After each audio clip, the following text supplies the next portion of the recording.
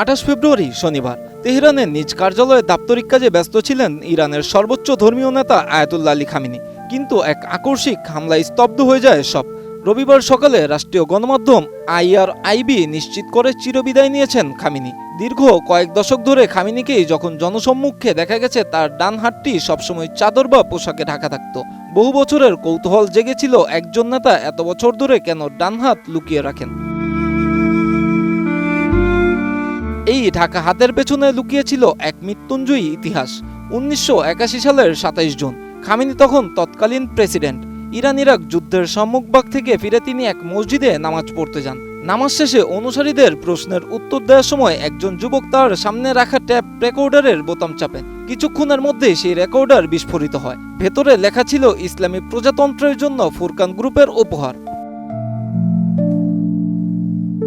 বিস্ফোরণের তীব্রতা এতটাই ছিল যে খামেনির ডান হাত, কণ্ঠনালী এবং ফুসফুস মারাত্মকভাবে ক্ষতিগ্রস্ত হয়। তখন খামেনি অদম্য সাহসের পরিচয় দেন। তিনি বলেছিলেন, মস্তিষ্ক আর জিহ্বা সচল থাকলেই চলবে, হাতের প্রয়োজন নেই।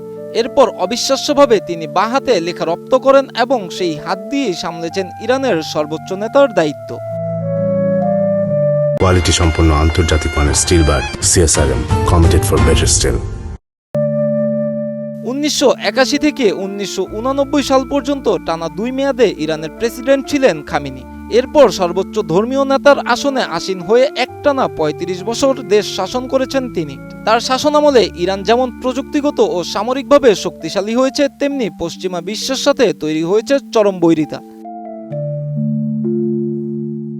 খামেনি বিশ্বাস করতেন, পশ্চিমা পুঁজিবাদ ও সংস্কৃতি কোনো বোমার চেয়েও বেশি বিপজ্জনক। তার চোখে যুক্তরাষ্ট্র ছিল এক অপশক্তি। প্রভাবশালী আলেম আহমদ জান্নাতি একবার যেমনটি বলেছিলেন, যুক্তরাষ্ট্রের সাথে আপোষ মানেই সবকিছুর বিসর্জন।